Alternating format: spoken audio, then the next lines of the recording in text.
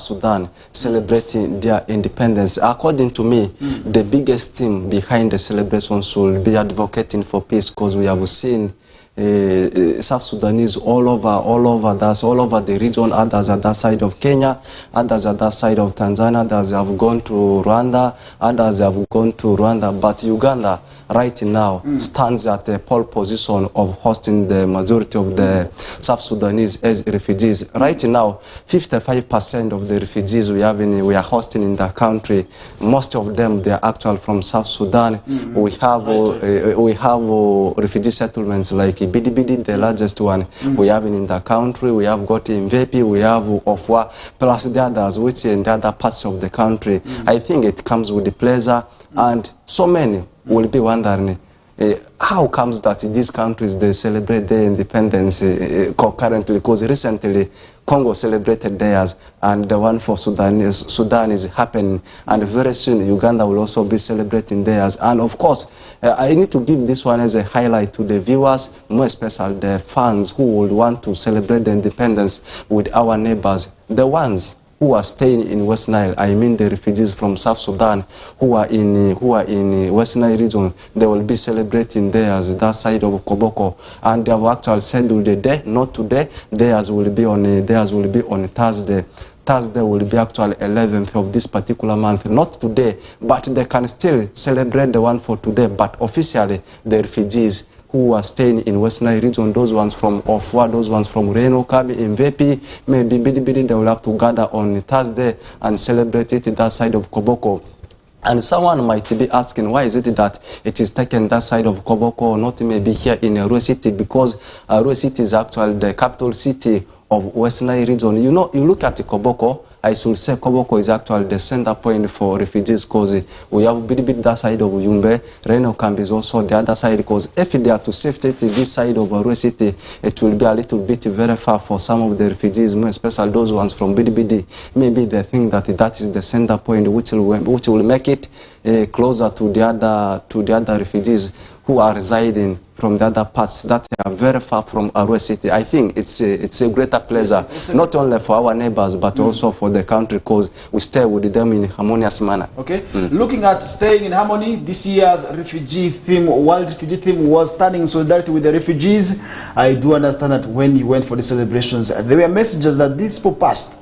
Yeah, exactly. What was that? What was the main message, and what was their main call at their government's way back home? Because most often I've interacted with these people, but they really feel homesick, and they say they want to go back. Most of them actually have that urge of wanting to go back to their country, but because of the political instability, they are not also really in position to go back, and that is why they are forced to live in refuge. And one thing that we have also really gotten to understand is that being a refugee is not by choice. It's true, it's not by choice, and no one will want to be a refugee, and no one will want to be a foreigner, because where you were born, that's where you will want to grow, you will want to enjoy your life. Because it cannot now come, because right now, still in South Sudan, there are still wrangles. That's why they are advocating for peace. It's true, during the World Refugee Day celebration, which was actually on 20th of last month, the month of June, the year still remains 2024, the theme behind the celebration was all about staying in solidarity with the refugees. I think we never know.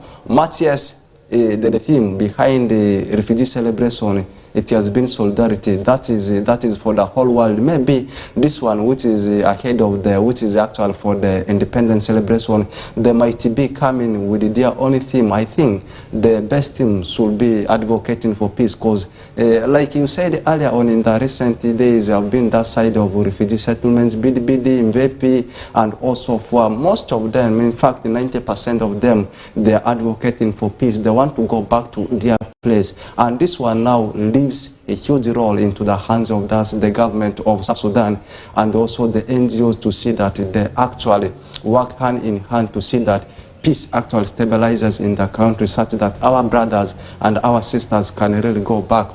Okay. But as you said earlier on, they cannot just be yearning that they want to go back. Of course, the peace, of course, will first have to stabilize. Now, coming to you, Faris, what does this day mean to the South Sudanese, and also we, who are the hosts? Because we now stay, like I said earlier on, as brothers and sisters with them. Are you going to celebrate that day with them? Yes, of course, we have to celebrate with them, Benson, whether you like it or not. We are still the same people. Looking at South Sudan and Uganda, you realize that we have so many things in common. Look at the church in Uganda, we have a church in South Sudan. Look at the Kakwe in Uganda, we have Kakwe in Sudan. Look at the Pojulu in Uganda, we still have Pojulu in South Sudan, meaning we are the same.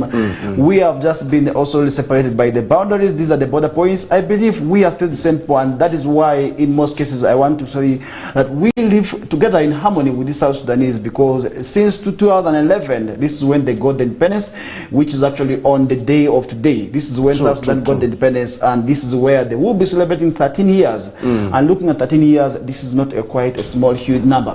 But really, this is where I also expected so many things to be changed by now.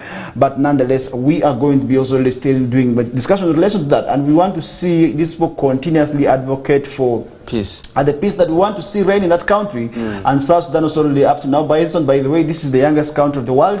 And it's just still trying to also really grow in there. And this is where you also really realize that so many things continue to happen in there. But nonetheless, still we shall be continuing to advocate for peace, so that also really the leaders can be able to sit down. And Benson, really, what do you think that these people of South Sudan needed to do, in your own opinion, to make sure that peace reigns in this young nation of the world? Like I said earlier on, peace doesn't come automatic. Of course, it needs a reconciliation right now at the moment in the country. That is the reason as to why I had to say that it's now the responsibility of the government to deal with the NGOs to see that the peace in the country becomes stable. And you have already given a brief history about the independence of the country. By the way, like you said earlier on, this is the youngest recognized country in the whole world. That is a history already. They were actually separated from their mother country. I'm talking about Sudan. Following a peace agreement that was in 2005. True. Before that, they were also colonized by the UK. I am actually talking about Britain, because in history we love calling it Britain, not England. So that is how, that means South Sudan and Sudan, they are still under the leadership of Britain, or as you can say UK, or as England, like that. And first, one thing, of course, some of the viewers may not understand is, why is it that their independence is today, but the South Sudanese, I love calling them South Sudanese, because sometimes if we say refugees, it may not sound so nice to some of them. South Sudanese, we are hosting the country. They have opted to celebrate theirs some days ahead, that's on Thursday. Someone might be asking, why is it that there is like that? Someone might be asking us like that, or is asking them like that. The celebration is today, but for them, they have taken theirs few days ahead. Okay, and that actually paints the image. I think that is to allow the national celebrations go on, and then they come and celebrate the day in a day that will not be busy and not with so many activities. And recently we did see that happening, where the World Refugee Day was celebrated on 20th, and then the World for Arua City, it was commemorated on the 27th of the same month. It means that this day is also really this happened last month, and this means also really to celebrate the day at a later date is still allowed. And that is where we have also really seen, maybe it could be resources, it could be so many factors that can be looked into here, but I feel this is where we also need to look forward, and that is where we are going to be joined by our refugees and also to celebrate with them. And today, if you see me putting on South Sudanese color, just know I'm standing in solidarity with them, and that is the brotherhood we are talking about. And if you see me putting on the long dresses, and really to our South Sudanese, so really, if I come to your home today, please welcome me, because it is your D-Day, and that is where we want to celebrate with you. But for now, we are going to be running for a short commercial break, the first one for this show, as we bounce back shortly. This is a KOKOLIRIKO live show on West Nile TV channel, that is on channel 477 on StarTimes, and also really online across all our social media platforms. For now, let's have this quick important breather as we bounce back shortly.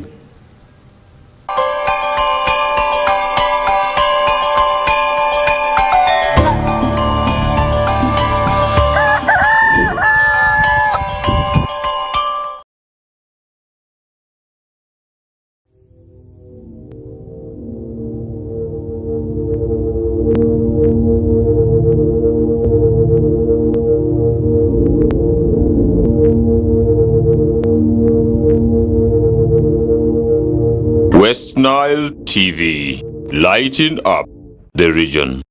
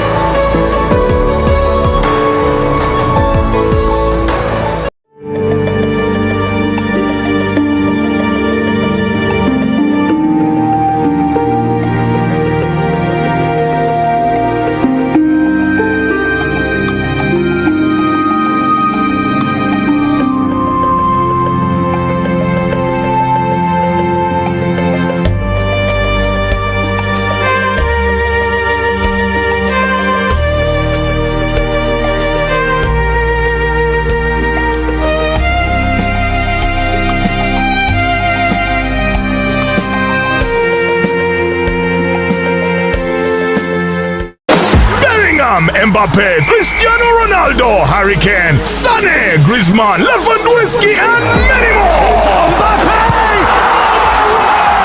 Who is your European star? We are very familiar with all German stadia. Trust us to give you the best Euro experience affordably. Catch the matches live on NBS Sport, channel 255 on antenna or channel 199 on Dish Decoder on Star Times. We got your stars. This message is brought to you by Star Times Solar. Star Times Solar, more than just solar.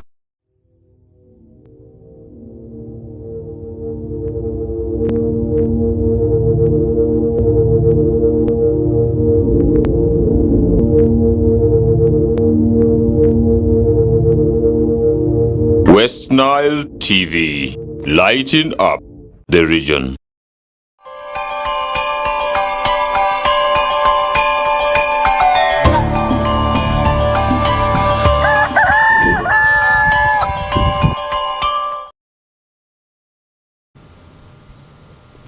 All right, welcome back from that short commercial break. We are back. I've had the second half of the first hour, yet we are talking about still the 13th anniversary of South Sudan.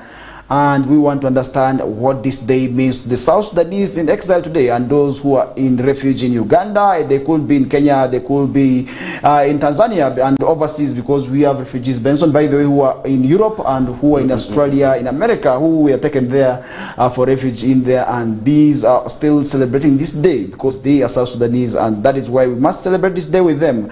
But now today we have had our South Sudanese complaining a lot of challenges, and we have seen them raise concern over the food shortage that was cut to them. I don't know what that means, and that is where we have seen a number of them actually engaging in farming today. Yeah, how has it been challenging?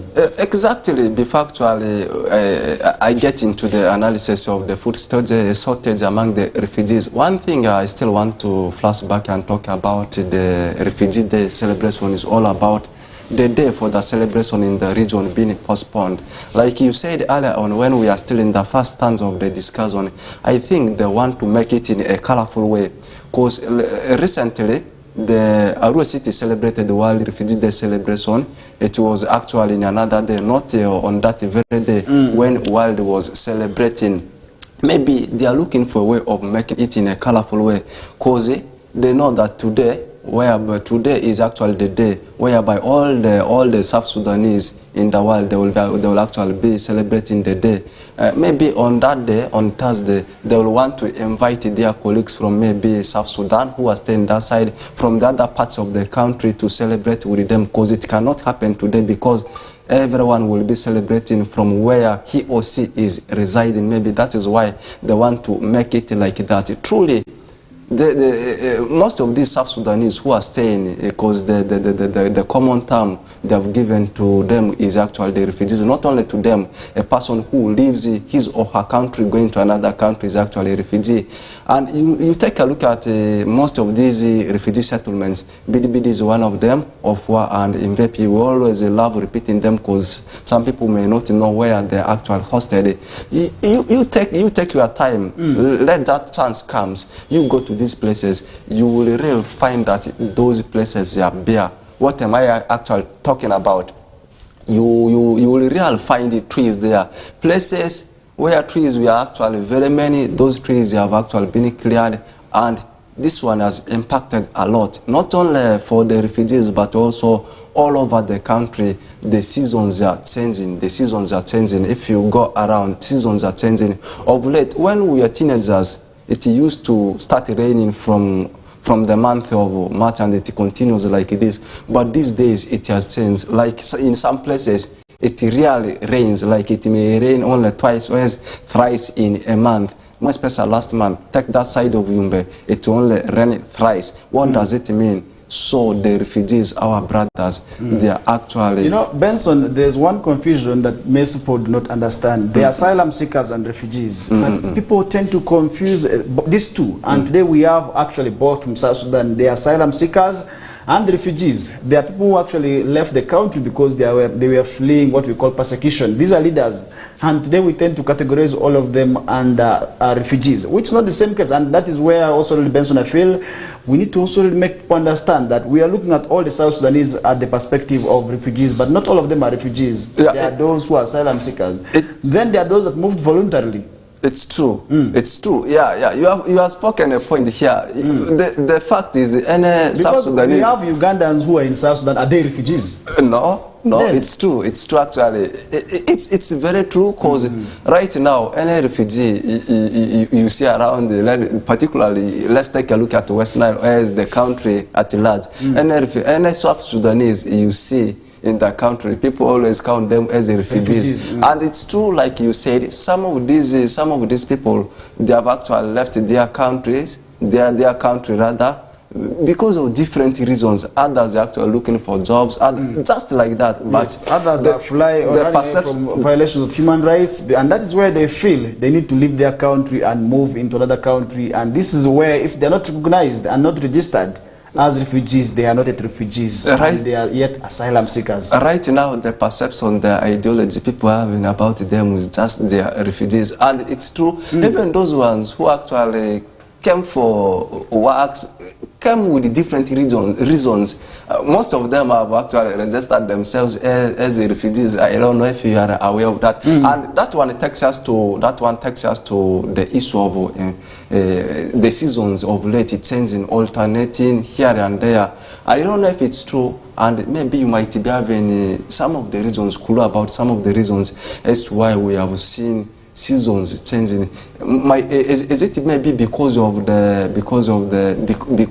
people have cleared the forest, maybe the trees, because we have that perception that for seasons to be stable, more especially rain season, of course trees have to be there. And we have been talking about it as the places where these refugees have been hosted. Most of these places are bare. You no longer see trees like how they used to be there before actually the refugees came. That's why in my recent visits to some of these refugee camps, they are actually calling for people to plant more trees, even asking these NGOs to actually bring for them trees such that they can actually refill these places with the trees such that the environment can actually be beautified.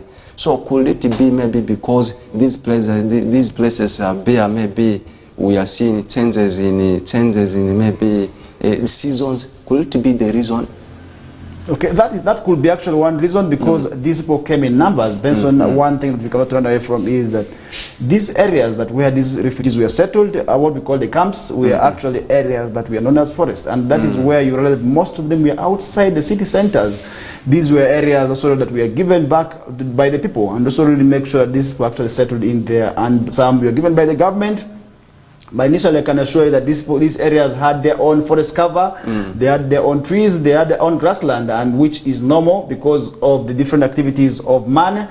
Because recently, once there's settlement in an area, definitely we also have that impact on environment. But that is also really something today we have seen some of the NGOs and non-government organizations really coming to also really support in the restoration of this fragile ecosystem in there. We have seen a number of NGOs that are planting trees and giving these seedlings to also really make sure that they understand why they need to continue planting more trees, that is sort of to replace the one that is already destroyed. And how do you think, and how sustainable is that? And the changes in the seasons, they have actually have a lot of negative impacts. And this one brings us to the point of that food shortage. You take a look at most of these refugees, those ones who have settled, those ones who came long time ago, they have actually settled. Those ones who have any money, they have actually gone on to higher rents from their neighbors. They are doing farming, and some of them are complaining that because of the long period of drought, some of the crops they actually planted, they have dried up. More especially maize. Right now, you go to Mvepi, most of the maize planted by the refugees and also the host communities, they have dried up.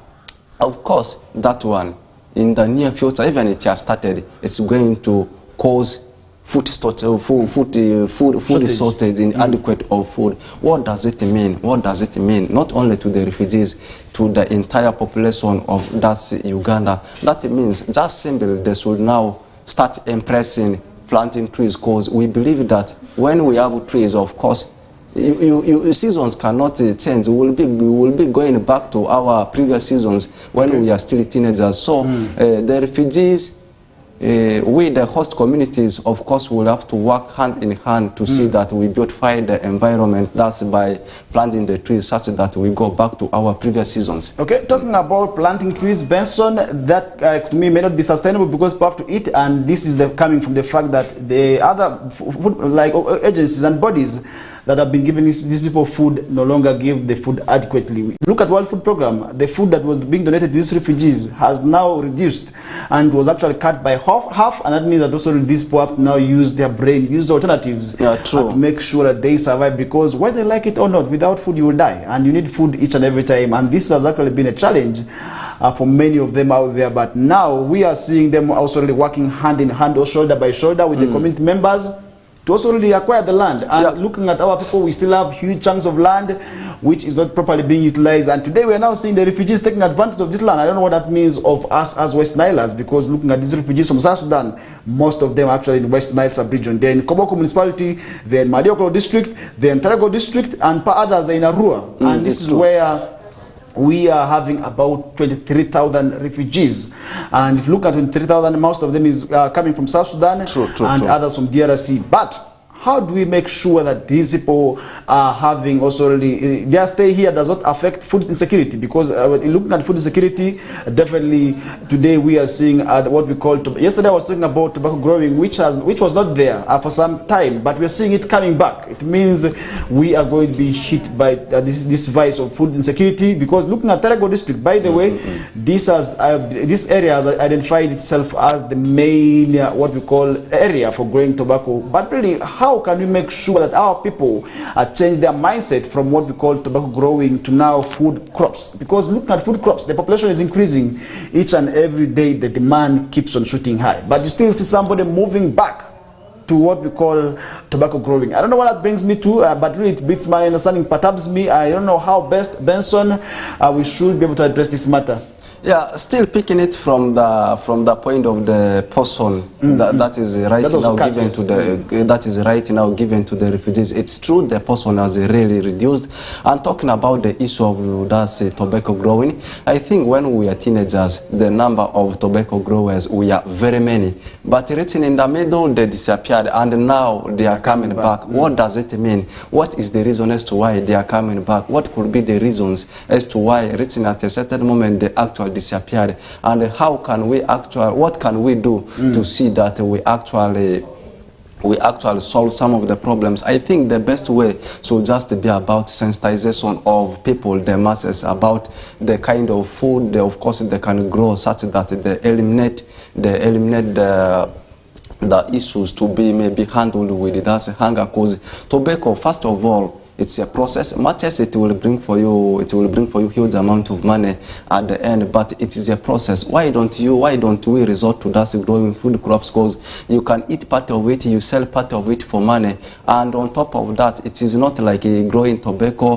which can take so many months. Like tobacco, for it to generate for you money, and it consumes not less than 6 months. But you take a look at those beans, you take a look at those potatoes, you may find that just after some beans they take two months for them to be ready. You take a look at potatoes, 3 months they are ready. Like if you plant maybe 1 full acre of potatoes, there you will get a lot of money. You know, dealing with the tobacco and dealing with the some food crops like potatoes, maybe beans, it's a little bit hectic to deal with the tobacco growing. With dealing with the food crops, I've already highlighted some of the disadvantages, So that means we should be working hand in hand, in soldier by soldier, collaborate with our brothers, the refugees, to see that we actually carved ourselves away from the issue of inadequate of food. Firstly, there is one thing also I want to know from you is a viewer outside there might not understand what independence is. And we have ever heard some people saying that, me, I'm independent, me, I'm independent, and others are saying that I am dependent, I'm dependent. I don't know how you differentiate the two terms, big terms. Yes, looking at independence, it means that you have now no control by somebody. It means that you're entirely doing your own things and your decisions are entirely made by yourself. And that is why you get that example of somebody saying, I'm independent. But in most cases, you know that most of these people actually who say they're independent are not independent. And look at these African states. Benson, trust me, in my own opinion, I would say none of them is still independent. We still have our decisions being influenced. And recently, look at what was happening. People wanted to impose what we call, I want to give an example of Uganda, where people still have a hand. Most of these powers, when they still have a hand in what exactly you are doing. Look at our colonizers. You know that most of them actually still have an impact. That is in terms of influencing our affairs. That means that we are not yet independent. And this, I would also say it without any fear, much as we are saying that we are independent. We are not fully independent. We still have also our affairs being influenced. And that is where sometimes these strings, you know that most of these issues that come up with strings attached is actually coming because the people who colonized us, more so the superpowers, America and the rest, still have influence on our affairs, and that is where they will also want to say that do this, I want you to do this, I'm going to bring this. And this is where we are seeing the sanctions coming up about, because we failed to listen to what they are saying. Because I feel that is where they needed to also respect our independence, because we are an independent state where our cultures also really and norms must be respected. And this is where, if at all, I say I do not want this as part of my culture. I do not also permit this to go on my account. We expect them to also respect. Because if at all there are certain values that also they feel are right with them, we also need to respect them. And that is where we are saying sometimes the most states actually are not independent as we are saying. They are still a bit dependent. And if the independence is there, it is very, very much partly. And it's also a matter of discussion for some other time. Okay, thanks for highlighting something little about the viewers, differentiating what independence and dependence means. But before we get away, are you independent or is independent? Partly I'm independent, and really also that's a hard question, because partly I must say yes, I'm independent, and also partly I'm dependent, because I'm not going to be entirely independent, but I'm dependent on God and also really my superiors and my bosses. That is where I'm dependent on. But independent, I'm also really independent in my own way or the other, and that is also a matter yet for discussion. And I know to a large extent, I must say I'm independent. But really, that is where we're not also really discussing more that, as we are just left with 7 minutes to wind up with the first hour. And President Yoweri Kaguta Museveni is in a meeting with the cabinet that is in Chankwanzi to discuss over what we call service delivery. And this retreat is also really aiming to also really make sure that also issues related to service delivery is addressed, because most of the times we have seen service delivery being hampered by certain issues here and there, and that was already dragged down the country. And now the president recently, when he came out to say he is going to champion what we call fighting against corruption, definitely we are seeing this now yielding fruits. Should I say yes or no? To some extent, we may say yes, it has started yielding fruit, but in some areas. But you know, bringing corruption, the tendency to be done with the corruption completely down, of course, it will take time. I think the head of the state, president himself, taking that flag to see that he fights against corruption is a very good thing. And how is he going to calm that matter? Of course, he will have to work hand in hand with his cabinet members and also with the population in the country to see that the corruption tendencies they don't exist in the country. You know, it's a process. Like I said earlier on, it may not come to down in a few years' time, maybe in a few months' time. You cannot expect it to come to an end maybe next month. It's a process. If we can work hand in hand with him, with the cabinet members, maybe the entire country, and this one mostly goes into the hands of the leaders to see that, cause most of these things, like bringing it to the issue of the service delivery, because you did say that they have actually sat down with the rest of the cabinet members to see how best they can actually provide services to the population. I think providing services works hand in hand with the money, I should say open like that, because the state will deliver the money into the hands of the leaders, and then they distribute such that the services can be provided in a good way. Now, sitting with the cabinet members, maybe is looking for a way of how some of these things can be handled in a good manner, just that the issue to be done with the corruption can be eliminated. I think everything needs preparation. Maybe they are looking for a way of how best service can be delivered to the masses. Yes, Benson, you're right. Actually talking about money being involved, because recently we did see the country approving its budget, and this was already saw a number of resistances where the budget had to be rejected by the president, which actually also really raised concern among some people, saying that why would the appropriation bill be rejected? And this is where the president cited so many irregularities, where some of the members of cabinet, members of parliament allocated some of the monies somewhere for the other priorities, and that is where the president said he wouldn't take that graft also in the budget in there, and had to call for reassessment where the budget was pushed back to parliament for amendments, which initially also really was done so. But many people actually raised concern that money that was really meant to go to certain areas, most in service delivery, was misallocated by him still. And this is where, if you look at the money that was allocated to, that is Roko Construction Company, is actually where people raised the eyebrows, and that was money initially that was meant to go for health. And many people have actually said this, that also that money, that's money that was meant for health, it was money meant for education, but now it has been pushed to private business. That is also the Roko company that government is looking out to also get money from through privatization. And I feel this is something also that also many people do not also really understand, and that is where I'm asking Benson, how are the services in your area, in that local, maybe in that local health center 3 or local health center 2, how is service delivery like? Are people getting the medicines that they want? Are the doctors there? And how are the schools? Because this is why the president is calling upon them now that the budgets are being approved, they have not received the money. And before them receiving the money, how should they be prepared? Because looking at the issue of corruption, this calls for what we call mindset change. And how exactly to do that? It means that each and everybody must make sure that people leave the tendencies of what we call corruption. First of all, there are some sectors, there are some departments which are always taken as a priority when it comes to service delivery. One of which is the health sector you have just talked about. Education is one of them. And me, I am not so surprised. First of all, if they are to leave the issue of service delivery just into the hands of that government alone, of course, we will not achieve much. What am I trying to speak here? What am I trying to bring out? You look at these private organizations, private sectors, maybe NGOs, they play a key role. This time, let me talk about the issue of health.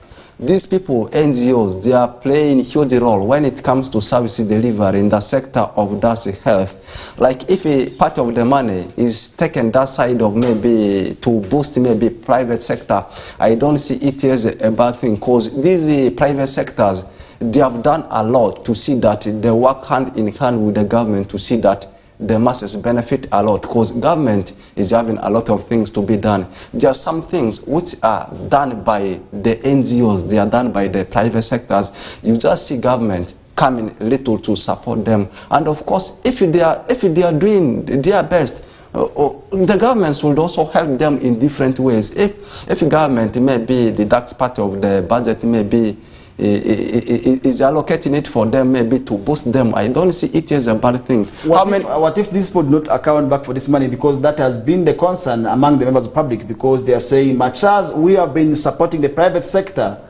they have not been accounting the members of the public, much as they get taxpayers' money. What can you say about that? Yeah, of course, you know, private sectors, these NGOs, the way they actually operate is different from how the government operates. And you did bring a point about how, of course, the service delivery in health sector is in my division. You know, something to be done with the health is not an easy thing. That's why we have seen these private organizations always coming in the middle to see that the actual help government. Even you go to most of these health institutions, you go to these health facilities, with the exception of only maybe clinics, you will really realize that the impacts of the private organizations, more especially those ones dealing in the sector of health, they have impact. So people should eliminate that negative perception, ideology that maybe sometimes they don't give back the accountability, because the way private organizations operate is different from how government operates. Okay, that is it, and we already in the second hour, and that is where, Benson, we are going to be stopping with this discussion. Remember, this incident that happened will be running for 1 week, and this is where we are talking about this for being in Chankwanzi. And Richard Todong, much as he lost his brother yesterday, may the soul of his brother rest in eternal peace. He is actually also really among those people who have joined the group that is to also really be part of the cabinet in there. And I did see so many MPs and so many ministers, more so the cabinet ministers, among whom include that is Minister for Works, that is General Katuma Wamala, was also really putting on the green uniform. I don't know what that green uniform means, because each and everybody, we see them putting on that green uniform. That's a Chankwanzi, which also really does not also really say you are not supposed to put on this. And each and everybody, we see them putting on that color, that is the green, and that attire, it means each and everybody is uniform in there. And I want to wish them a fruitful discussions, and where also really the matters that will be coming out from there must be those that actually will be fueling the development in the country. And that is one thing also really we shall still come back. If at all there's any development in relation to that, we shall still come back to keep you updated. That is ahead of tomorrow in there. But for now, we are going to be taking yet another short commercial break, and when we bounce back, we still have lots more prepared for you on the KOKOLIRIKO live show. Stay tuned, and this is West Nile TV channel 477 on Startimes and 0073 on Zuku, and online across all our socials. We take a break.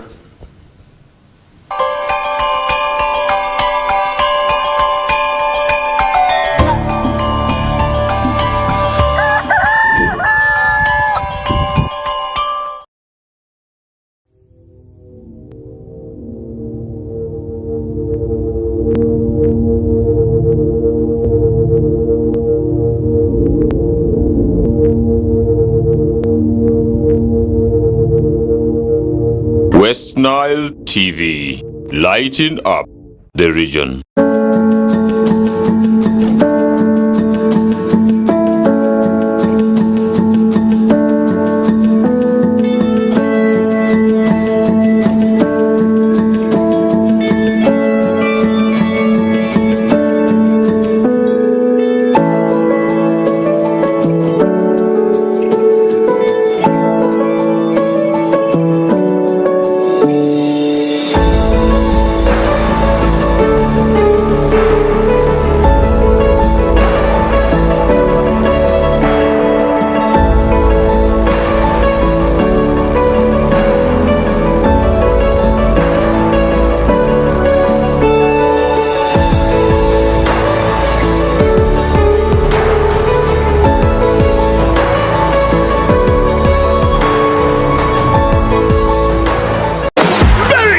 Mbappe, Cristiano Ronaldo, Harry Kane, Sané, Griezmann, Lewandowski, and many more. Mbappe! Who is your European star? We are very familiar with all German stadia. Trust us to give you the best Euro experience affordably. Catch the matches live on NBS Sport, channel 255 on antenna, or channel 199 on Dish Decoder on StarTimes. We got your stars. This message is brought to you by StarTimes Solar. StarTimes Solar, more than just solar.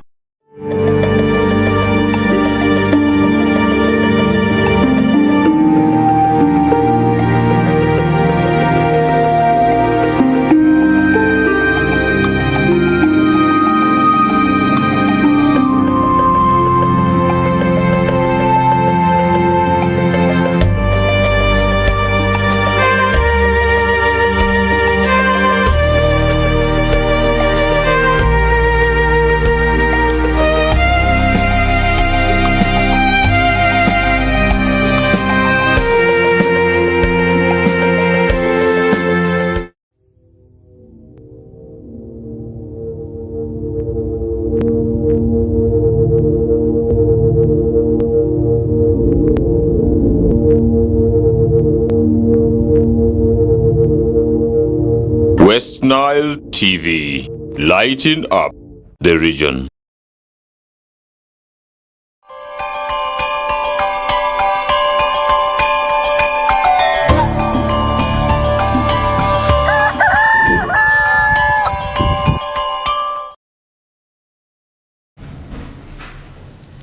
All right, welcome back from that short commercial break. We are back into the second hour of the show, and this is still the KOKOLIRIKO live show on West Nile TV, and we are live from our headquarters in the rural city that is on Anyafio, that is plot 19A, where the Park Lane, where you will be able to access and also really interact with us. If at all you want to do maybe have a discussion with us here and there, that is where you will be able to sort of find our head offices, and this is along the Mvara Road, and we will be in place to sort of be in touch with us. And that is where, if at all you have anything still, feel free to move, and you will be received by one of the beautiful ladies in this city, and she will also really be catering and receiving you at the reception with a good smile to sort of answer your questions in there. But that is why we're not here. We still have lots more to really discuss, and earlier on we were discussing about the cabinet meeting with the president and the week-long exercise which already started yesterday, where we did see a number of people also really being part of that, and we did see NRM General Secretary also really being part of that in here, and I did see so many cabinet ministers, General Katuma Wamala and many others also really being part of that also discussion in there.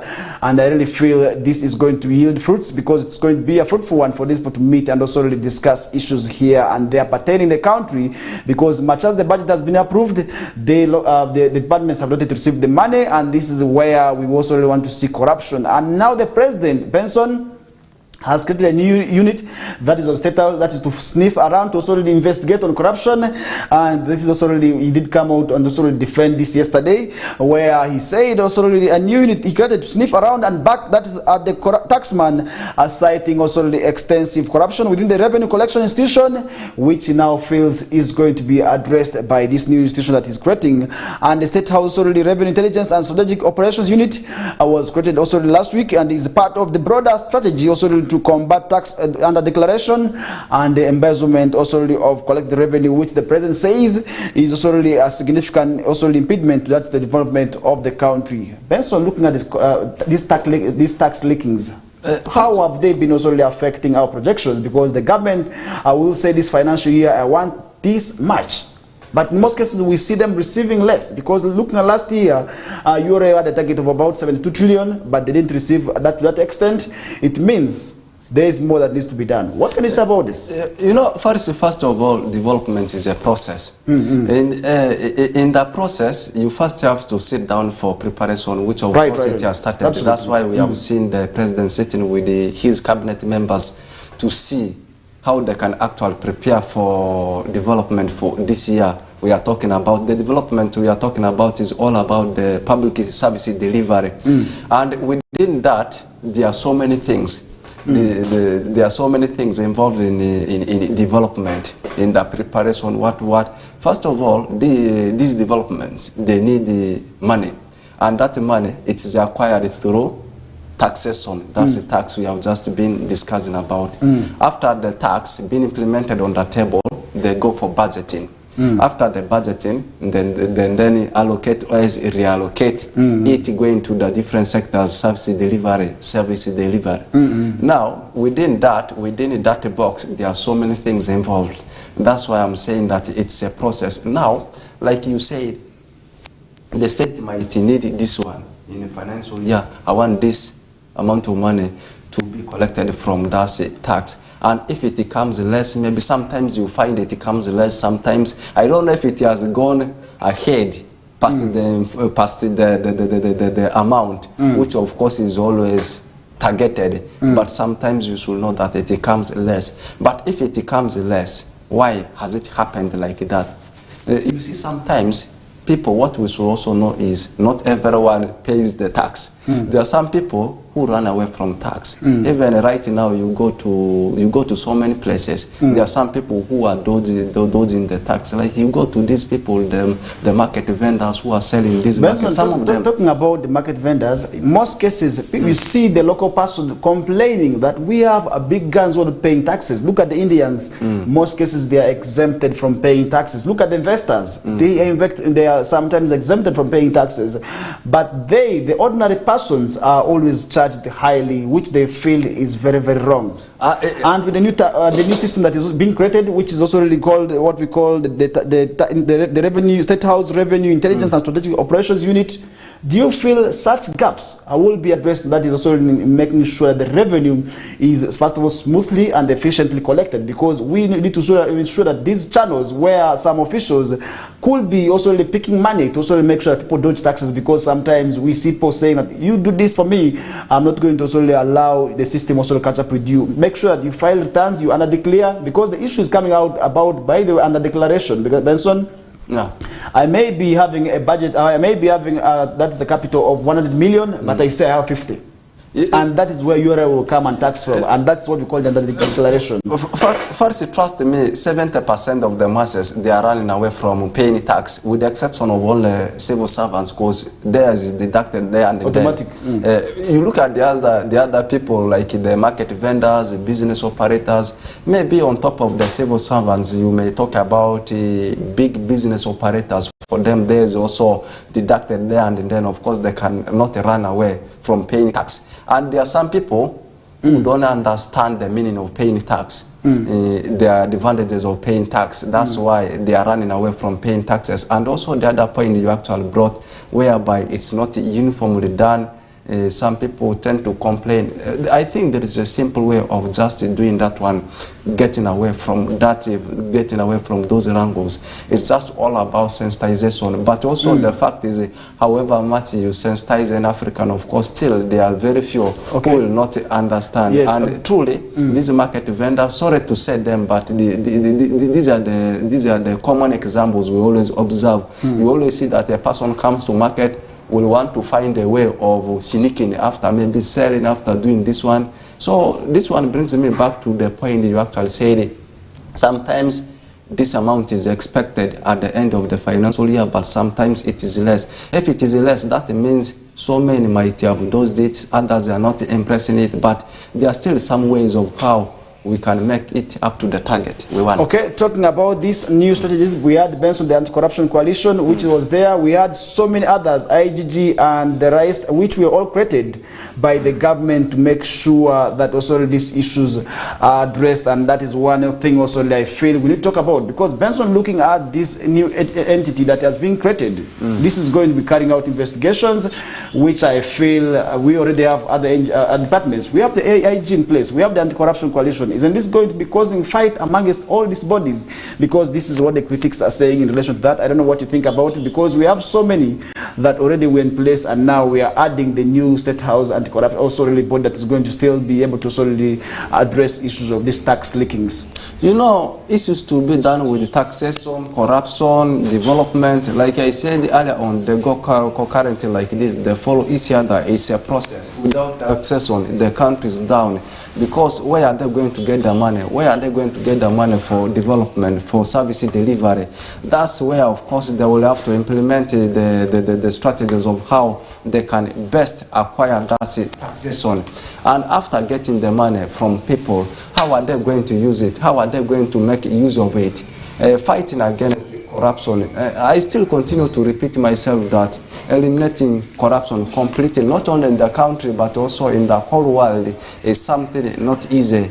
That means it's all about sensitization of masses, sensitization of leaders, sensitization of those people so who pay the taxation. Instead of creating these bodies, what do you think needed to be done? Is it right for these bodies to be created, or we needed to go back and still brainwash the people and tell them, much as we are doing this, much as one development in this country, we should leave corruption, because that is what you're trying to explain here? Yeah, coming up with those people, coming up with those leaders, those bodies, it's a very good initiative. Of course, they are going to work hand in hand with those top people to see that they address the matter, sensitizing the masses, those taxpayers. Of course, if they are sensitized very well, of course, we may reduce in the portion of those ones who are running away from taxation. Trust me, there are so many who don't know the meaning of taxation, who don't understand taxation.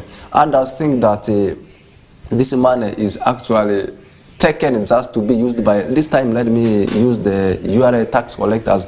Others think that this is actually a way of trying to grab their property.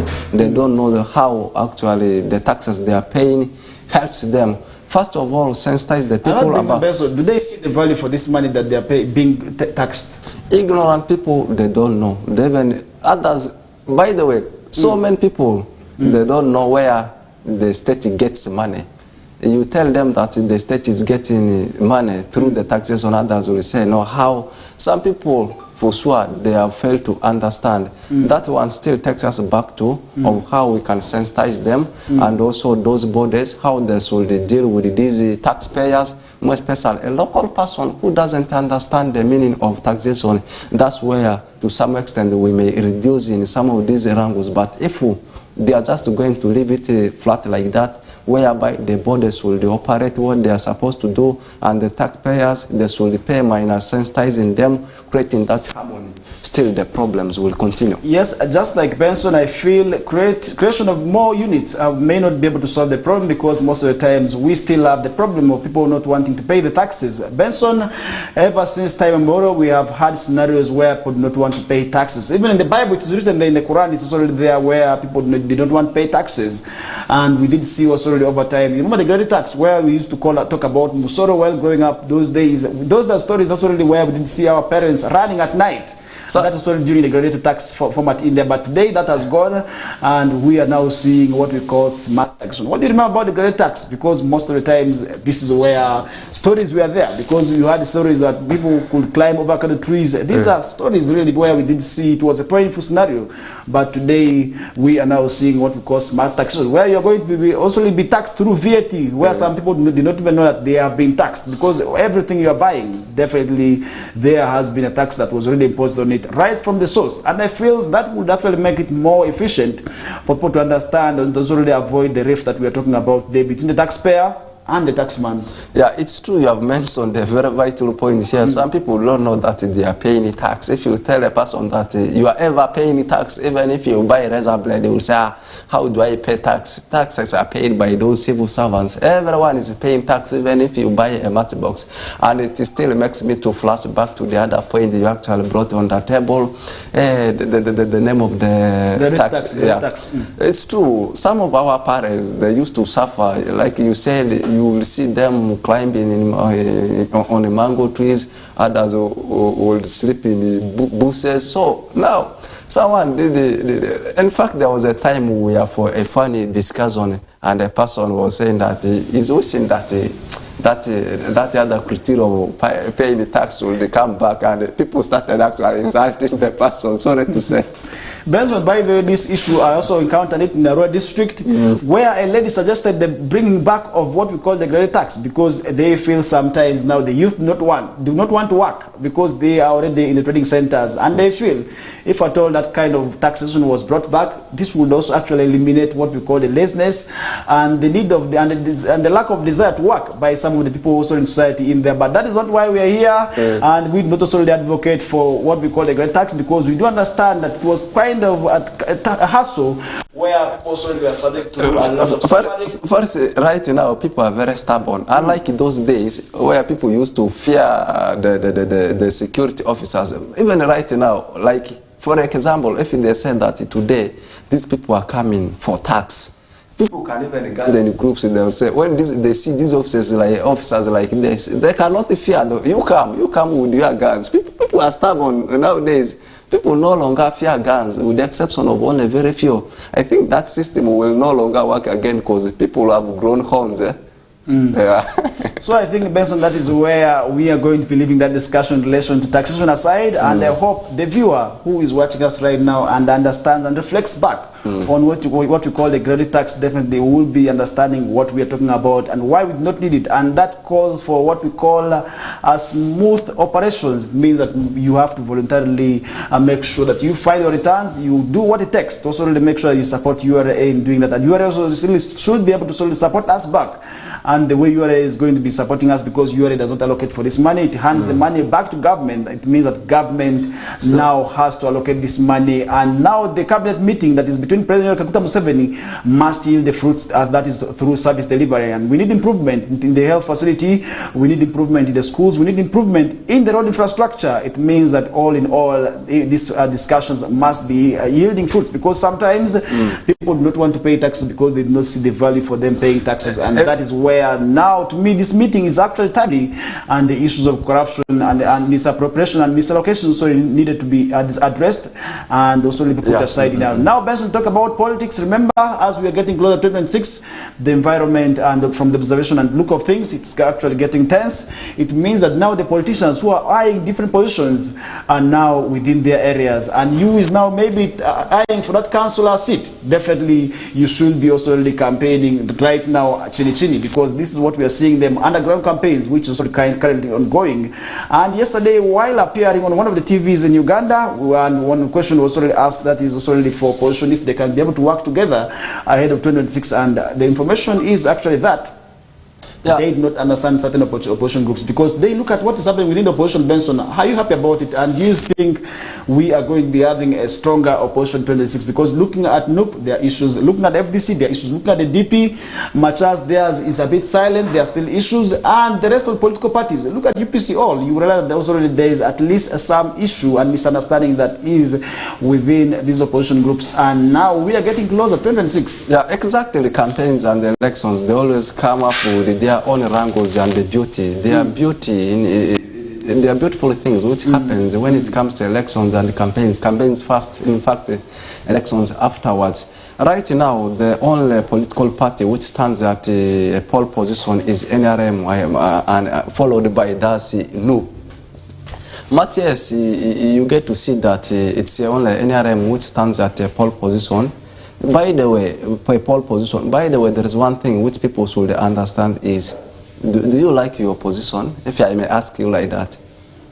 I'm non-partisan. No, as a journalist, I'm not supposed to take any side. No, I'm not talking. This one is now. I'm trying to carve it away from political affair, like anything which is a position. As an ordinary citizen, as a person who loves the country, definitely I must say what is happening within the opposition, because we have rule for democracy. This time I've taken the angle. I've twisted the angle away from politics. And to answer you from the rule of law, and today we are really looking at democracy. If you look at democracy, then definitely you cannot run away from the political parties. But really what is happening in there, Benson, paints a wrong image, because look at the what we call the internal fights. This one brings me back to this one. Will be able to solely make sure that also we do not achieve, if at all the opposition groups are to attain the unity that they want, definitely with the kind of divisions that we are seeing today, may not be able to solely work for them ahead of 2026, because look at what is happening within. Let me give you an example of NUP. You are also there are riots within some party members, and this is actually pulling a number of people off, because these leaders also there are people who believe in them as an individual, not as an institution, and these are going to move away with their leaders. And look at what happened within NRM when ANT broke out. Definitely, you realize that also there was some impact. When ANT was also removed from what we call FDC, because the leaders and the formers of ANT, you were initially under FDC, and when they moved out, and the disintegration also really meant a lot. It means that also really that party was weakened. And now looking at NUP, if at all this was only from their own political party, it will mean a lot. Recently, Dr. Kano Kizza Besigye was here. You were there. You had also, they are here actually to consult if at all the party can form a new political party, or else go and also call for what we call reunion, and also continue under the main FDC in there. But today we are seeing FDC being disintegrated into two.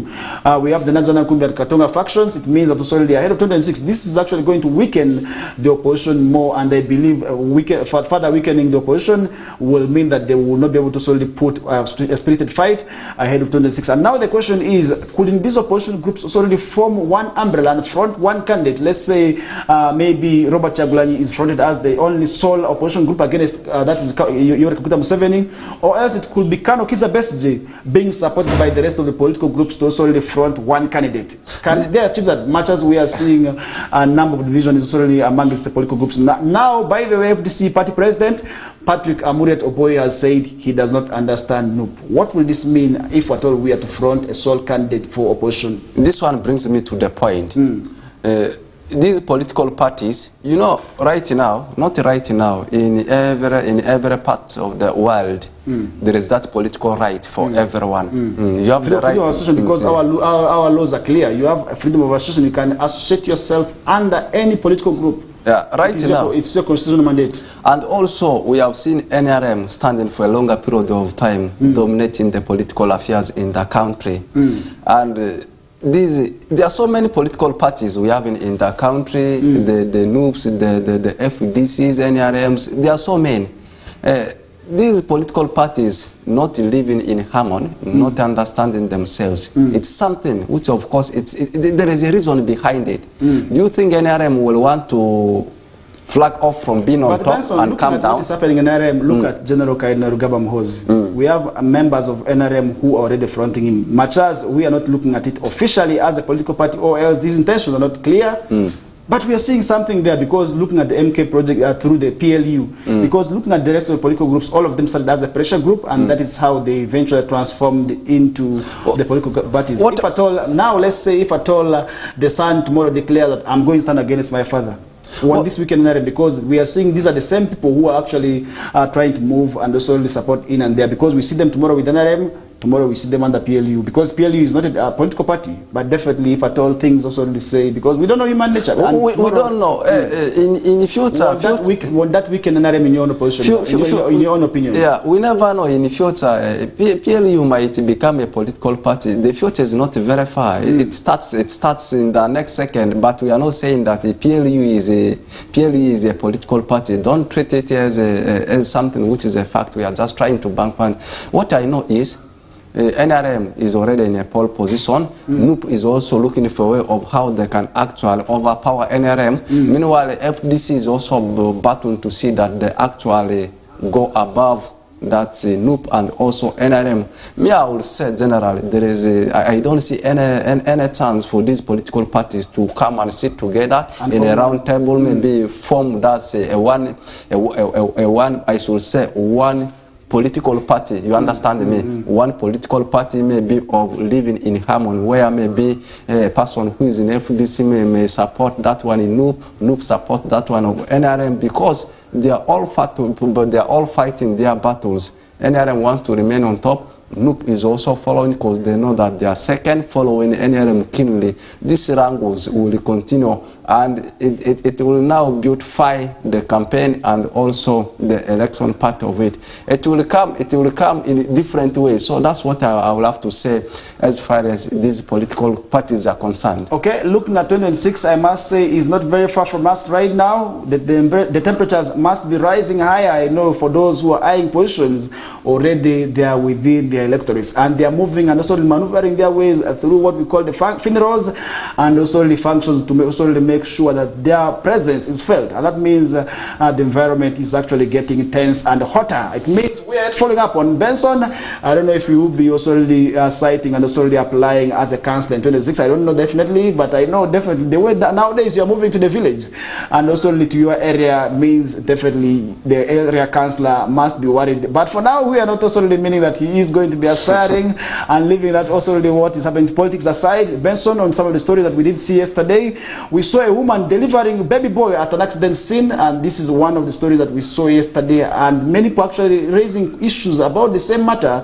because the child was also produced at the time of an accident, and it was a moment of both grief and also joy. And when we talk about grief, because we lost people here, there were people who were knocked out actually using a vehicle, and now the lady delivered in there. And this incident happened in Jeru at about around 2 p.m.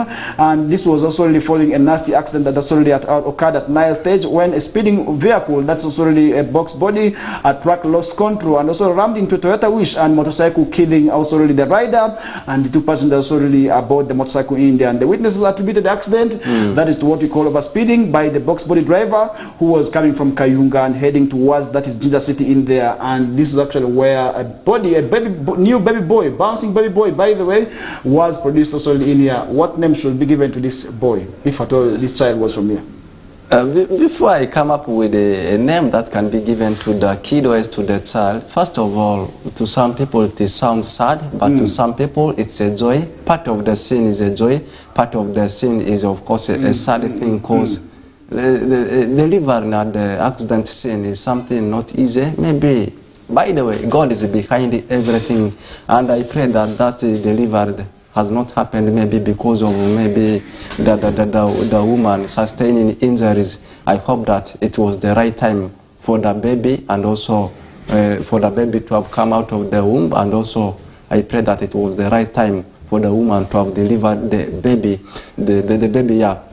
So it happens. It might not be the first of its kind, but to some people it may sound that it is the first of its kind. But what I can say is those kind of things happens. But you have asked me if I am to be the father, which name?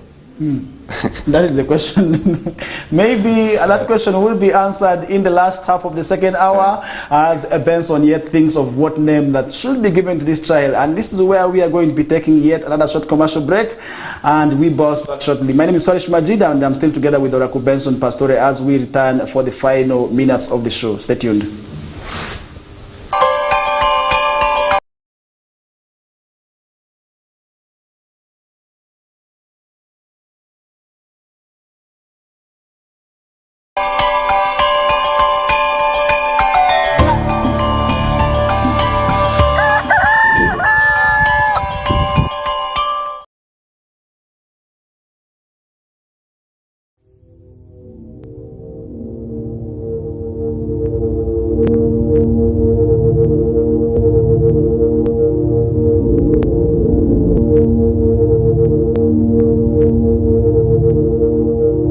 West Nile TV, lighting up the region.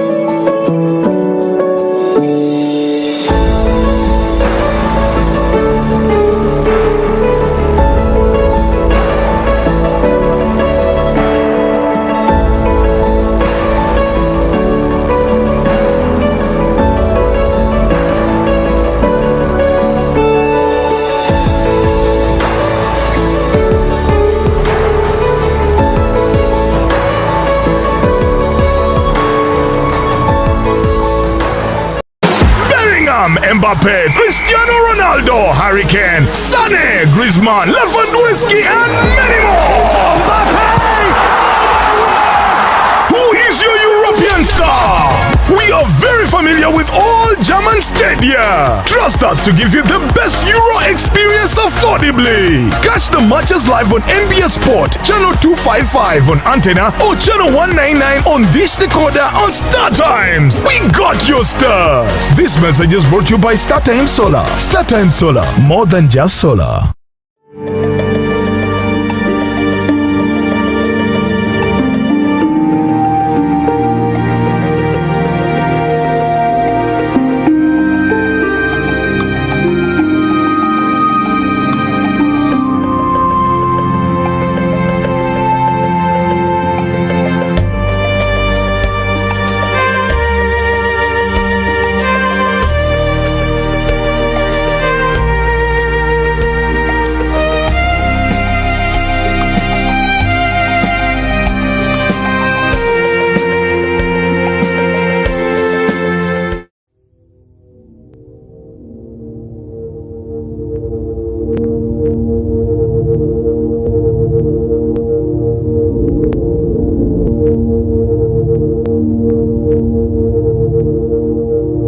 West Nile TV, lighting up the region.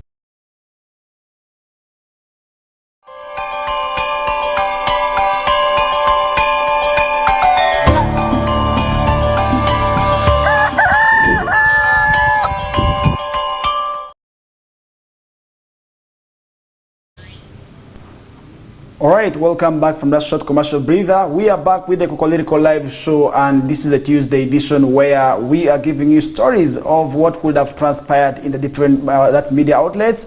It could be on the papers, it could also be within our society, and nonetheless, we are here to keep you informed of that. And remember, an informed person is always one that will make informed decisions, because nobody is going to be asking you and you say, I don't know, because to say I don't know sometimes sounds embarrassing. When somebody has trust in you and they ask you about certain things, and if you start start mis-explaining, definitely that is where sometimes it becomes very, very dangerous. Some things, of course, will have to be direct. I don't know. It depends on the person, what the person is inquiring from you. But there are obvious things. Okay. If you say you don't know, it sounds weird. Okay, and now looking at the Daily Monitor, Benson, this morning, an ADF terror suspect has been arrested and remanded to Luzira. I don't know what that means. Should it be a point of excitement, or should it be a point of also really scare? Because now we may be celebrating that this man has now been remanded because he was going to terrorize us. And now we are seeing Abakar Swaleh, a 31-year-old alleged terrorist suspect, has been charged and they remanded to Luzira government prison by the Buganda chief magistrate, and also that is something that's happening on Monday, which was yesterday. And Swaleh, also known as Mupeta Isaac, Dog City, Fujo Boxer, and Tom Chivuruge, on Monday appeared before presiding magistrate, that's Ronald Kaizi,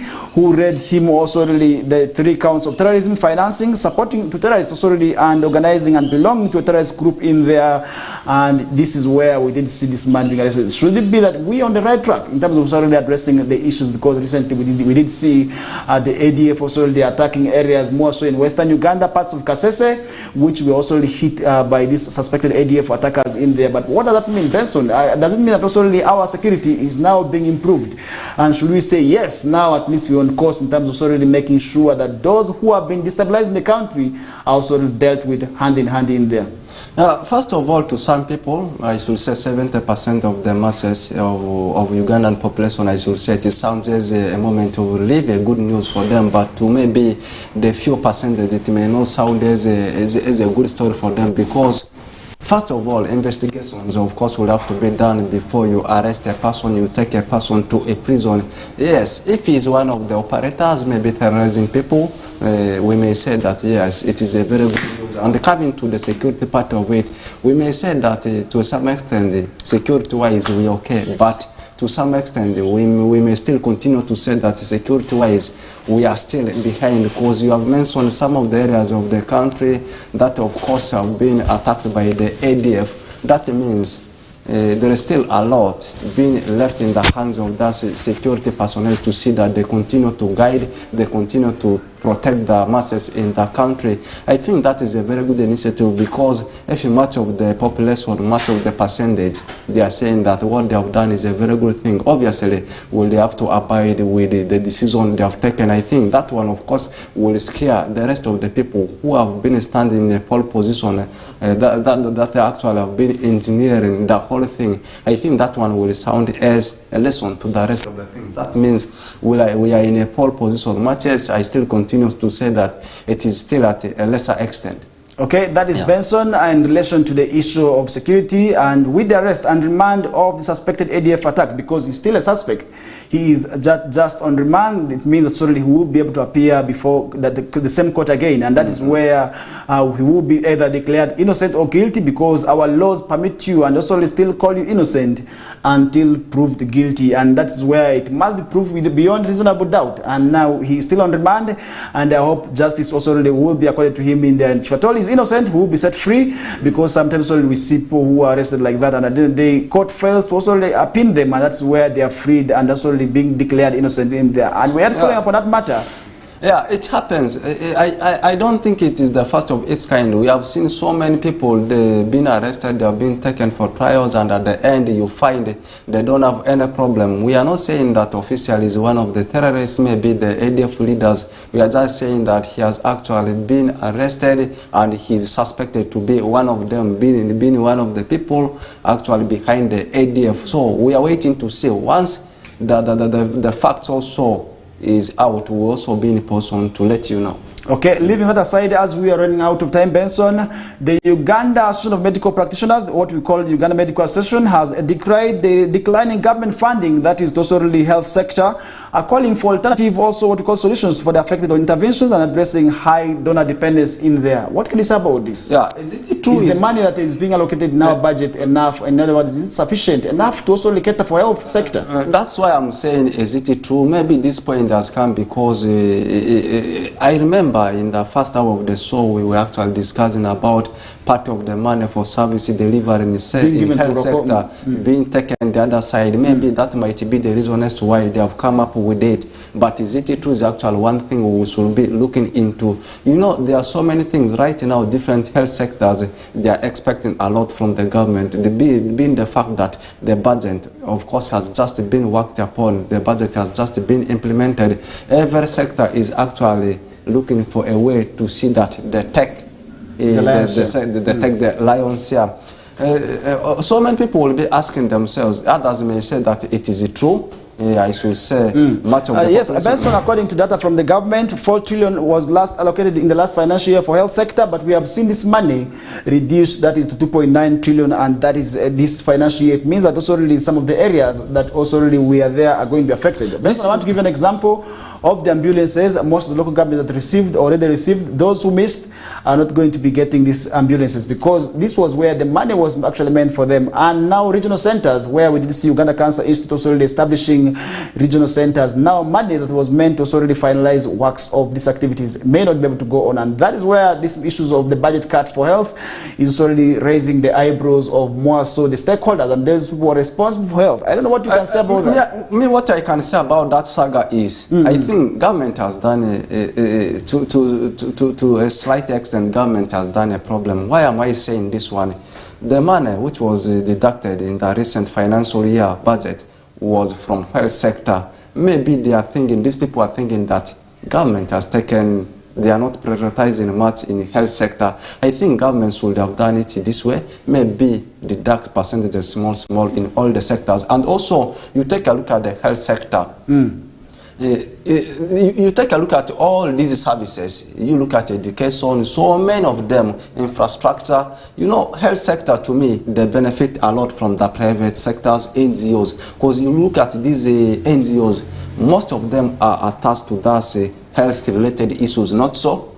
Maybe government is thinking in the other way that maybe what they have deducted from health sector will still be covered by the NGOs, maybe the other private sectors. But these people, to me, they are complaining because the other services, the other budgets that have been allocated for the other sectors, they have been left intact. Why is it that they have only touched that one of health sector? That's the reason as to why I may say it might be true, it might not be true. Okay, all in all, the budget for this health sector this financial year rose, that is to 72 trillion, and that is where this per se is not enough, and that means they also have to continue advocating for increase in the budget. And speaking to journalists in Kampala on Monday, we did see Dr. Albert Luswata, the UMA president, say the government failed to provide the shillings 27 billion, which was meant for what we call maintenance of ambulances, which also really were purchased. It means that now this is going to be affected, and that is where they also raised their issues among other issues. And I feel this is right. Also really maybe for them continuing advocating for that. And that means in the next financial year, we have to pay taxes. So these monies may not be misallocated. What can you say about it? Yeah, it's true. It's all about sensitizing, as we still continue to repeat, sensitizing the masses on tax payment. But you take a look at most of these private sectors. You look at them all, and you look at their service delivered, and you look at the sectors that are benefiting from the private sectors and these NGOs. To me, still, health sector is taking the lion's share. And you look at some of the ambulances, you look at the services that has been given by the NGOs, by the private sectors. I think government, of course, will have to sit down with the cabinets who are actually behind the health sector to see that they solve this problem amicably, because issues to be done with the health. Me, I always love comparing health with the security, because security and health, they should be prioritized, because if your area, if your place, if your country is not secure, of course problems will arise. Health-wise, if things are not going on so well, you will see people starting to die. I think that is where government, of course, will have to sit down with the cabinets that are monitoring the sector of health. But Benson, this supposed complaint follows the 750 billion, which the president cautioned and also called for revisiting and also really addressing it. And that's where the money that was meant to go for health in terms of purchasing the ambulances and also really finalizing works of these also really activities in the hospitals was also really revoked back. And that means also they will not be able to receive that money. how it's going to be impacting on that ordinary citizens who may need also the service of the ambulance? Yeah, it's true. It will of course affect. And how costly has the ambulance service been, in your own opinion? It will affect the whole sector, right from the workers. You talk about the equipment they are using. So many things, of course, it will affect. Like people are now aware. People who are wise, people who are literate, they are now aware that at first this amount. Maybe I should talk about the previous financial year's budgets. Maybe in the previous years, or in the previous financial years, this year, of course, have been the budgets, or is the money allocated for health, and this time it has been reduced a bit. People who are literate, people who have knowledge about issues to be done with the health, or is in the health sector, of course, it will raise their eyebrows. They will automatically know that there is a challenge, or else in future they will be encountering challenges. Maybe that might be the reason as to why they are complaining. What I should say is that government this time will have to be very, very serious, because you cannot expect the health of the people to be very well when, of course, the service delivery is minimum. And we have mentioned the other things like ambulances. You know, any ambulance, the minimum amount is 400 million.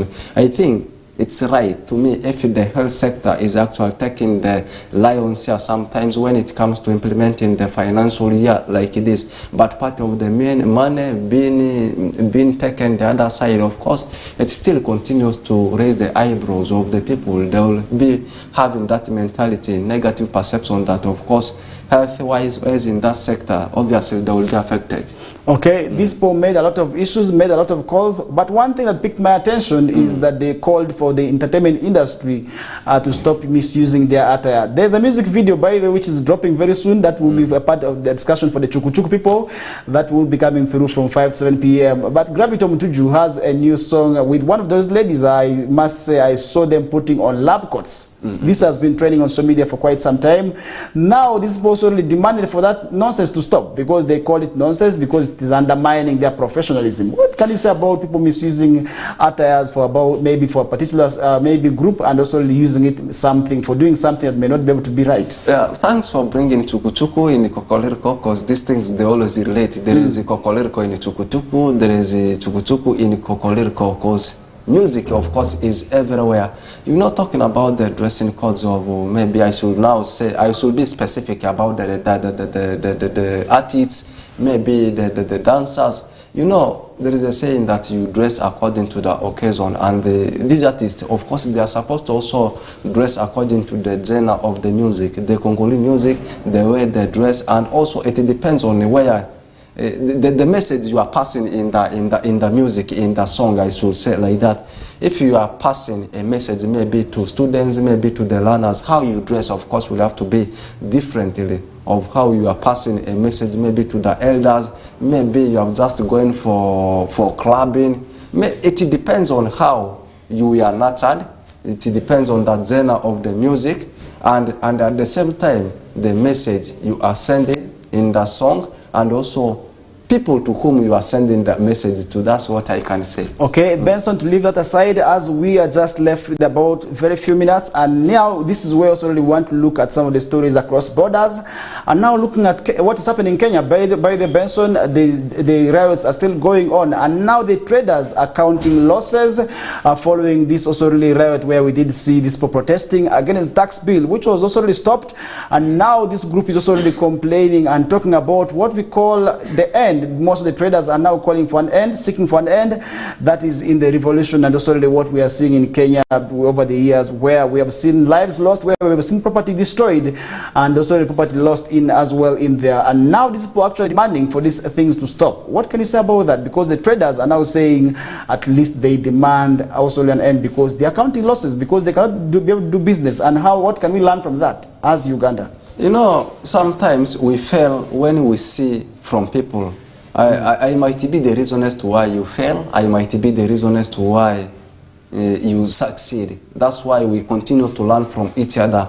And Uganda and Kenya and also our Tanzania, in fact, these countries that are within that are within East Africa, they continue to learn from each other. They are like sisters and brothers. That means, relating it to the question you actually brought on the table, which means if there is something which is happening badly in another country, this time Kenya, Ugandans will pick it as a lesson to see that where to adjust such kind of things they don't arise in our country. If there is also something which is happening in Kenya, maybe in any of these neighboring countries, Ugandans will pick it as a lesson to succeed in future. And right now, what is happening in Kenya, of course, is not something which is good. It's affecting people in business-wise. And right now, much of the population in the world, they are business operators. Like our neighboring country here, Kenya is a country known of always performing very well when it comes to business. And if that kind of things are happening, of course, it will affect our country. Which way? That's what the viewer will want to know.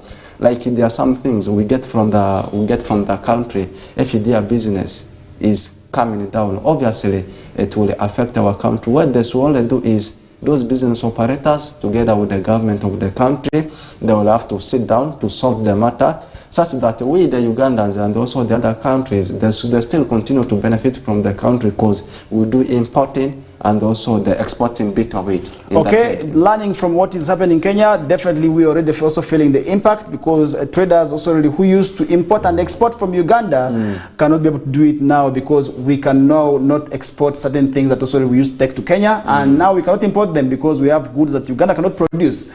These goods have to come from Kenya, but now the capital has been affected by these demonstrations by the young people who call themselves as the Gen Z, what we call the Generation X, who are saying, for us, we are not going to be accepting this kind of taxes. We do not want this type of taxes. And when the president also really had them, definitely they also continue with their demos, and now they are saying the president must step down, and that is what is currently happening in Kenya. And I hope as the viewer, definitely you should be able to share your opinion with us, because definitely that is also really where we have often seen those issues already arising. But we are going to be also keeping informed of what's happening in Kenya, because so many issues already continue to happen outside Kenya. We have also the wars also happening in Gaza, which is still ongoing. Definitely, you know that also the world is still also having a lot of issues now, seeing also what is happening in Gaza, where the Israel war in Gaza, also live fighter jets also hit school and hospitals also forced to close in there, and that means also the life there is never good in there, because hospitals are not being spared, the schools also not being spared as well in data attacks. It means that also really war is never something good, and we have to continue advocating for the right things and right channels, and we never have to also advocate for peace, because for conflicts. Because if we're told we talk about conflicts, then definitely what we are seeing in Kenya is never right, because we have seen destruction of property. Our Uganda house is gone, that is in Kenya. It means already definitely that is also really going to be having an impact on the country. And as earlier on I mentioned, we are not going to be also really looking at that alone. And Benzo, now to summarize the discussions, I know it being a Tuesday and tomorrow will be Wednesday. This is also really where we start seeing what is happening in the world of sports manifesting. And today we are also really seeing teams moving for what we call the Kagame Sekafa Cup. Yeah, it's true. So many things continue to happen in the world of sports. Every day you wake up like this, you find that either something has happened in sports or else is going to happen. But I can confirm to you, first starting it within the region of West Nile, I can confirm to you our West Nilers, they are performing very well. As we speak right now, our teams, they are on the way, going for national championship. The athletic team actually set off this morning in the wee hours of the morning, and also the netball team, they also set off. And we have seen schools like in Varasine Secondary School, they are going to lift the flag of the region in netball, and also a Republic Senior Secondary School, the school that actually won the regionals. They beat in Varasine Secondary School in the finals of the netball. And last season, me, I love calling it seasons, not years. Last season in athletics, we saw West Nile region performing very well, the mass as the runners up. This time they are optimistic that they will be in position to do something. That means they are capable of finishing in the first position, coming back with the gong, I mean the trophy, and also medals. First, this is where I want to answer you in. Different participants, they have been selected from the different districts in the region, and also within Arua City. And you look at how things transpired in the regionals. Only 4 districts they participated out of the 12 districts, and then the mother city, the capital city, Arua City. And you happen to realize that 80% of the participants that are going to represent West Nile region, they are from Arua City. On top of that, they have been training separately. Just highlighting Arua City, was the champion, overall champion, also winning the trophy of the girls and also boys. Vura district, where is Arua district, finishing second. And then we had representatives from Greater Alu region, that's Pakwati, and Nebi municipality. And lastly, the host district, that's Koboko municipality. Much of the participants in athletics, they are from Arua city. On top of that, they have been training differently. Those participants that have been selected from Arua city to represent the region at the national championship, they have been training at Barifa. Meanwhile, those ones in Koboko, they were also training that side. Aluru region, they were training that side, and also Arua district, they were training separately. And they are having that dream of winning the trophy, finishing in the first position. And these boys, these girls, they have not been training together. Do you think they will end up achieving what they are planning? Yes, Benson, first and foremost, this organization also really means a lot. It is going to impact on these teams, be it negatively or positively. But at the end of the day, it is going to be having an impact. Because these are not going to be understanding each other, first of all, because look at Western Sub-region. Benson, by the way, we are a diverse region with so many tribes and different also really languages. Looking at what is happening in Buganda, or Bunyoro and Busoga, you realize that also it is easier for those people to connect through their languages. Unlike with Western region, and this is where I feel these teams needed to be brought together and also really relate during this time, because they have to understand each other, because when they move at the national level, it's not going to be like Arua Secondary alone, it's not going to be a matter of, let's say, St. John's College alone playing at the basketball, and also really maybe schools from Luanga, from schools like Nyangili are representing in different activities. It's going to be West Nile, and if at all we win it, it's going to be a West Nile school that has won. Yeah. This is where the disorganization, which I really feel could also be coming back also to the aspect of finance, because sometimes it could be as a result of finance, and this is something also we needed to understand. You other mentioned of some schools not participating in these ball games and also at the national level, at the regional level. It could be still as a result of monies, because these local governments have to allocate money that would also really be enough for them to be part of these activities. And sometimes we have also really seen the schools reaching out to the extent of pulling out from their pockets. It means also a sacrifice by these different local governments is good, because and it's something that needed to be promoted, because at the end of the day we need to ensure that our learners participate in these activities. And what is the advantage of them participating at the national level? Benson, trust me, this is also really where we are going to be seeing exposure, because at the regional level you are not going to be doing enough. You are not going to be competing with your competitors from the other sides of the region. But if at all you move at the national level, you'll be able to know that there's so and so in Buganda, there's so and so in Bunyoro whom I have to compete with, and at the end of the day, this is where we select our national athletes from, because I must tell you, athletics, West Nile partly has been disorganized because we are not doing enough to sacrifice. Benson, I went to a school that was good at athletics. I must tell you this. And the school used to transport these athletes, that is Nambole, and Nambole was actually used as a sporting center where these learners had to be selected from, because they had to go for trials, what we call trials, because to represent the nation and to represent the country, you have to continuously go for trials where the minutes can't be able to be measured. And that is where I feel it is also really going to be having an impact on these athletes. Okay, summarizing everything in just 1 minute, of course we have in different sporting activities in the national champions. We have got handball, volleyball, basketball, athletics we have just been talking about, and also netball. Just a highlight to the schools that are going to represent our region in netball. Just in Group A, that is where Amvara has been pitted in netball.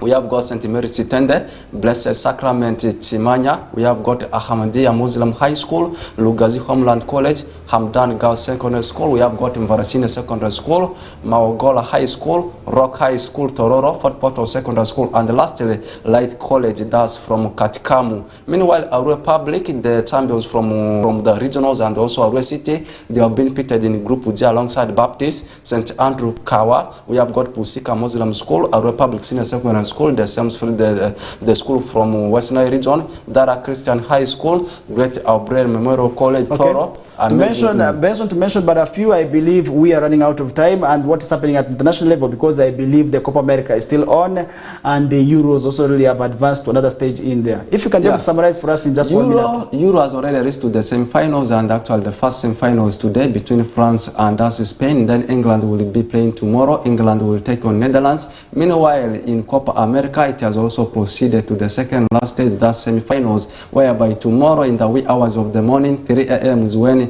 Argentina will be battling it out with Canada, and then on Thursday, that's when you will be seeing Uruguay tussling it out with Colombia. Okay, that brings us to the end and summary of the entire discussions.